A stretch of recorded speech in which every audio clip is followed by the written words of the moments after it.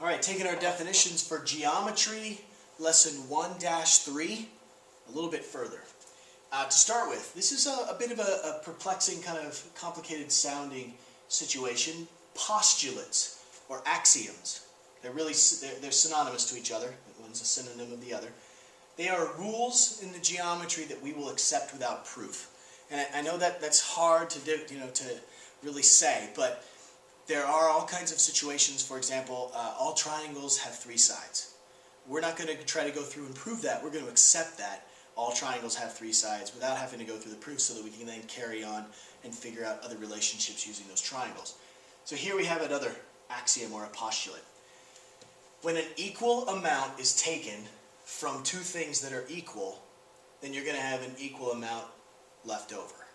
And that would make sense. If I said, okay, over here I have 20, and over here I have 20, those are equal amounts.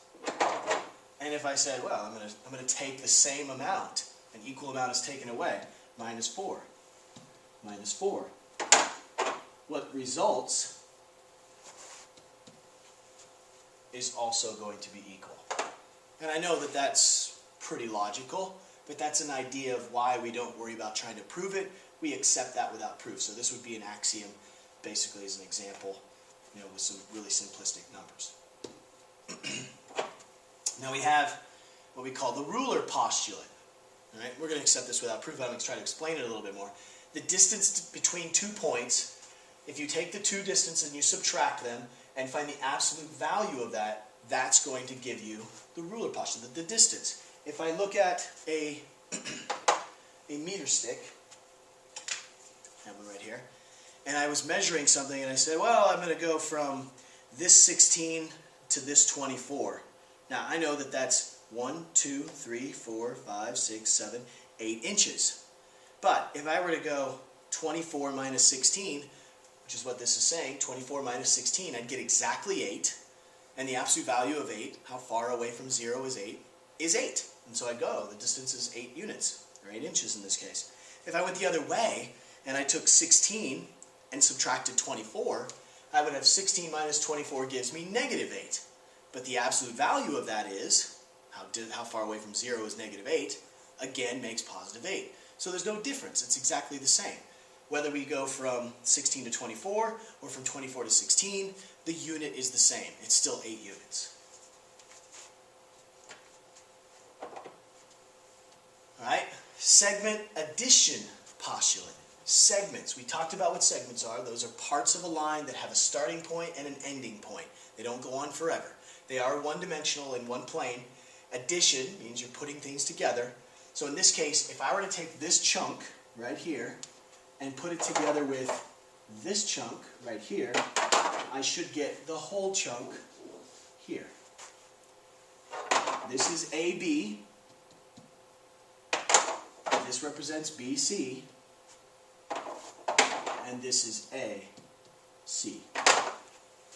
The segment addition postulate simply says taking one segment and adding it to another will make the entire segment from start to finish.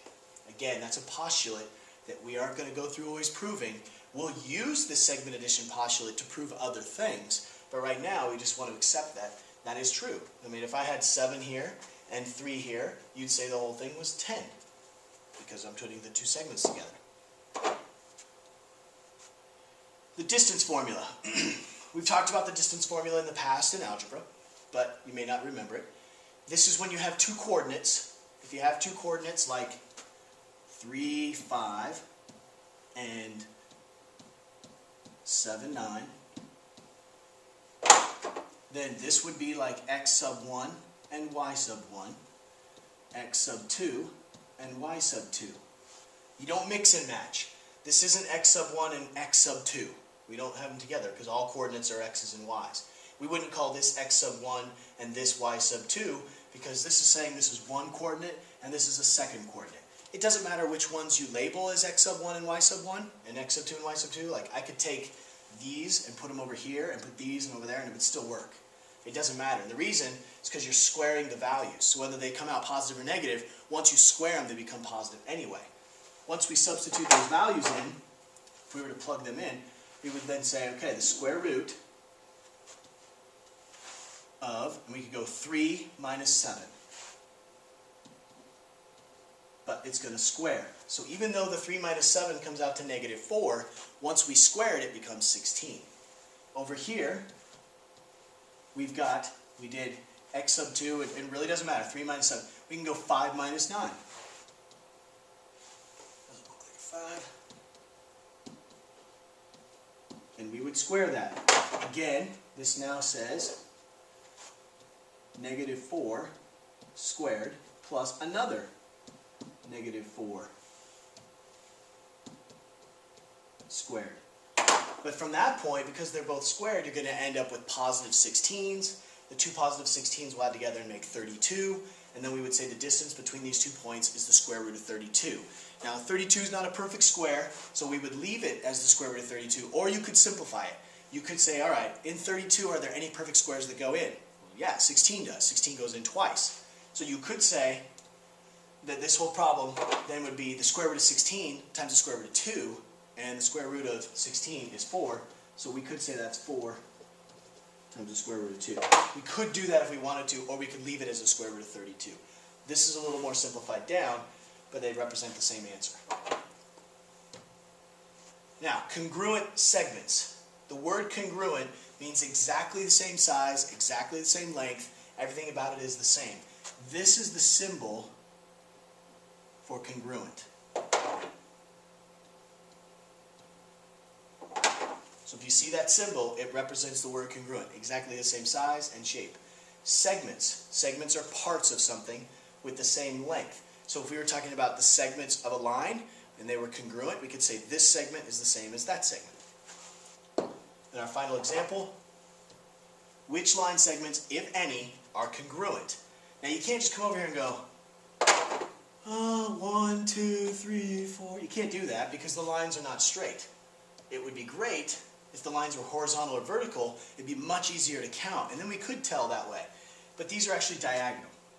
Now I'm going to use some logic here. Since this point is in line with this point, and this line's not in line with that point, I'm not going to start with trying to see if EF is the same as GH. I'm not going to start with GF being the same as GH. I'm going to start with EF and GH and see if they are the same. So I use the distance formula. This coordinate right here, 1, 2, 3, 4, 5, 6, 1, 2, 3, 4, 5, 6, negative 6, 6. This coordinate, over 2, up 1, 2, 3, 4. This coordinate right here is over 6 and doesn't go up. Now I'll write this one down here, 0, negative 2, in case I need it.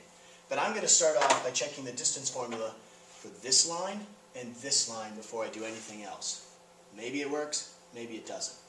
So I could find the distance of this length right here. X sub 1 and x sub 2. Remember the distance formula? So I'm going to say negative 6 minus 2 squared plus 6 minus 4. If I do that, negative 6 minus 2 is the same as plus negative, and I end up with negative 8 squared plus 6 minus 4 is 2 squared. Negative 8 squared is 64 plus 4 makes the square root of 68. Now I'm not going to worry about breaking that number down because I'm going to check these over here and see if they have the same length. Hopefully they come out to the square root of 68 or something that would reduce down to. So once again, I set up the square root and I go negative 6 minus 2 squared plus 0 minus 4 squared. And I end up with plus negative 8 squared plus negative 4